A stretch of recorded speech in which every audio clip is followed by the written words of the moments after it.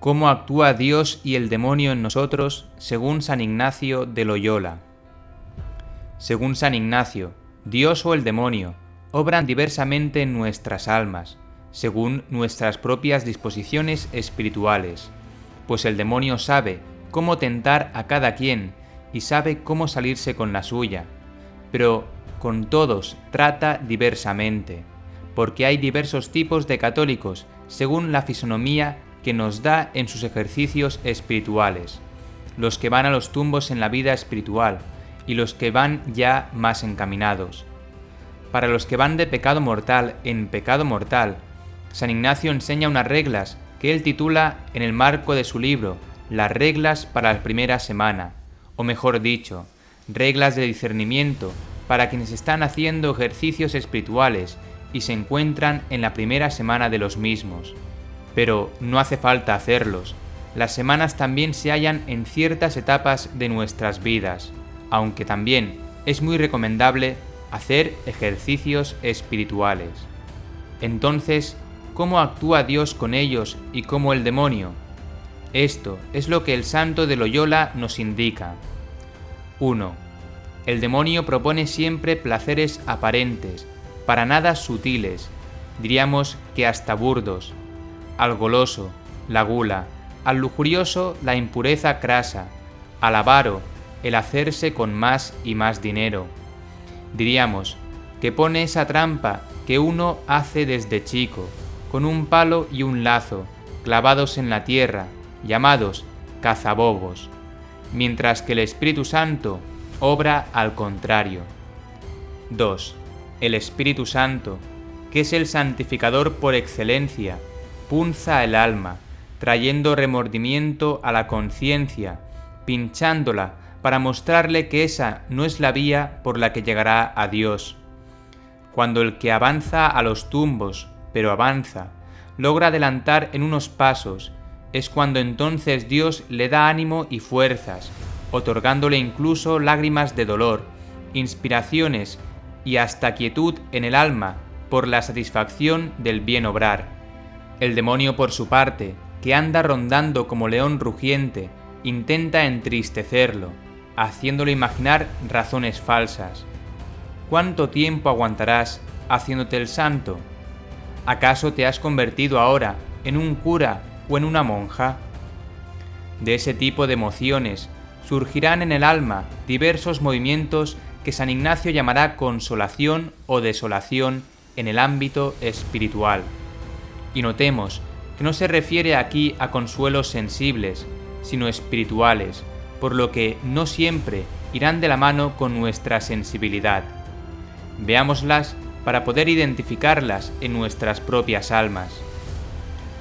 Consolación espiritual. El santo denomina así al movimiento interior con el que el alma viene a inflamarse en el amor de Dios, considerándolo a sí mismo o por medio de alguna de sus criaturas en orden a él. Es, por ejemplo, el gozo de un padre que al ver a su hijo se llena de amor a Dios ante la vista de su hijo. También denomina consolación espiritual al amor que nos provoca nuestro Señor al verle en la cruz encarnecido a causa de nuestros pecados, como si nos dijera: de estos azotes y afrentas me darás estrecha cuenta, y el alma se estremece de amor frente a él. Llama por último consolación a todo aumento de fe, esperanza y caridad y toda alegría interna que trae paz y quietud al alma en Dios. Porque Dios habla en la calma. ¿Qué hacer cuando el alma se encuentra en tiempo de consolación? Pues dar gracias a Dios y humillarnos, pensando que es un regalo de Dios. Pero no solo el alma puede encontrarse consolada, también puede suceder que pase por un periodo de desolación. Es esto lo segundo que San Ignacio nos quiere decir. La desolación espiritual. Es la oscuridad y turbación del alma. Es el momento en el que el alma que se encuentra en ella tiene deseos de cosas bajas y terrenas. Es un síntoma de inquietud y la agitación del alma. Es hallarse como alejado de Dios, tibio, triste y perezoso. ¿qué debe hacer el alma al hallarse en un estado de este tipo?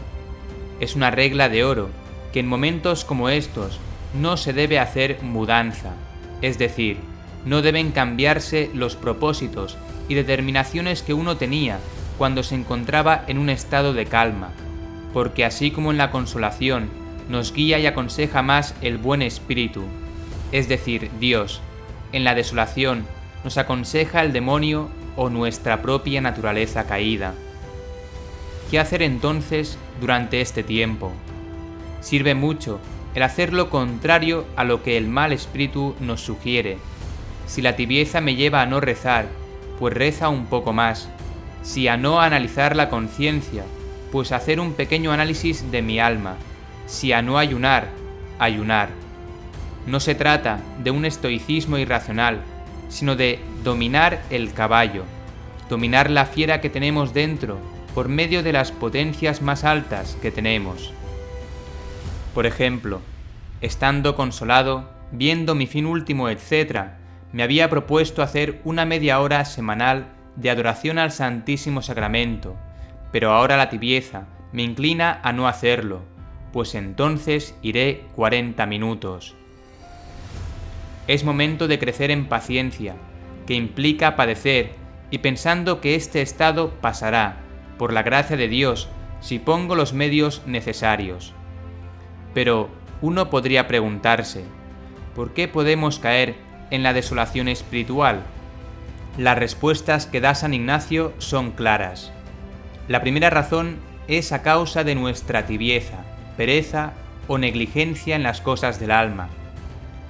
La segunda, por una prueba de Dios, como les ha ocurrido incluso a algunos santos.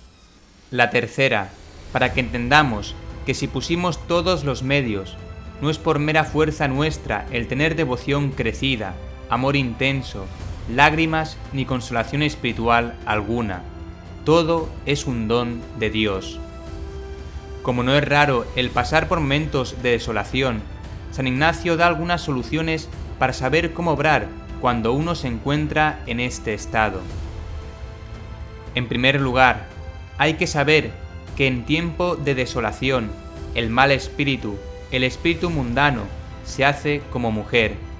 La mujer es débil físicamente, pero al discutir con el varón, si éste no se le opone, se agranda, llega a ser feroz. De la misma manera, es propio del enemigo espiritual, dice el santo, enflanquecerse y perder ánimo, dando huida a sus tentaciones cuando alguien lo afrenta. En segundo lugar, también el espíritu del mundo se maneja como un amante que no quiere ser descubierto por el padre de la novia o el marido de la esposa. El don Juan no desea que se conozca sus insinuaciones, por ello exige que sean recibidas en secreto sin ser descubiertas. Es sólo cuando se denuncia al seductor, cuando éste se escapa. Así, es necesario en tiempo de desolación declarar estas insinuaciones a un buen confesor o bien a alguna persona espiritual, como por ejemplo un buen amigo cristiano que posea una vida virtuosa, porque la tentación declarada es tentación casi vencida. Y en tercer lugar, el mal espíritu se hace también como un caudillo, que rodeando nuestra fortaleza espiritual, mira en torno nuestras virtudes para ver por dónde nos encuentra más flacos y más necesitamos para nuestra salvación eterna, y por allí procura tomarnos. Quiere matarnos por nuestro talón de Aquiles. Quien esté más inclinado a la tristeza, pues buscará hacerlo caer por allí. Quien al orgullo, pues por allí. Quien a la ira, por allí. Hasta aquí entonces son las reglas que da San Ignacio para quienes van purgando poco a poco sus pecados, ascendiendo en la vida espiritual. Sin embargo, hay otro tipo de almas, las de aquellas que van creciendo en la vida espiritual, ya no a los tumbos, sino parejamente. Es el estado del alma de una persona que habitualmente no comete un pecado mortal deliberado, o si lo hace, ocurre sin habitualidad. Para estos, San Ignacio señala otras disposiciones que titula, conforme a su método en los ejercicios espirituales, las reglas para la segunda semana. Comienza diciendo San Ignacio que es propio de Dios y de sus ángeles, enviados por Él, llevar al alma verdadera alegría y gozo espiritual, quitando toda tristeza y turbación a las que el demonio induce, porque es propio del demonio luchar contra la consolación espiritual, con razones aparentes, sutilezas y falacias. Es el demonio quien, para quitar la paz al alma, plantea tentaciones de futuro o de pasado. Tentaciones de pasado. ¿Y si me hubiere casado con fulanito? Quizás no tendría que pasar estas pruebas ahora. ¿Y si me hubiera casado con menganita? Quizás hablase menos. Tentaciones de futuro. ¿Qué pasará si mañana? ¿Y si el año que viene? Etcétera.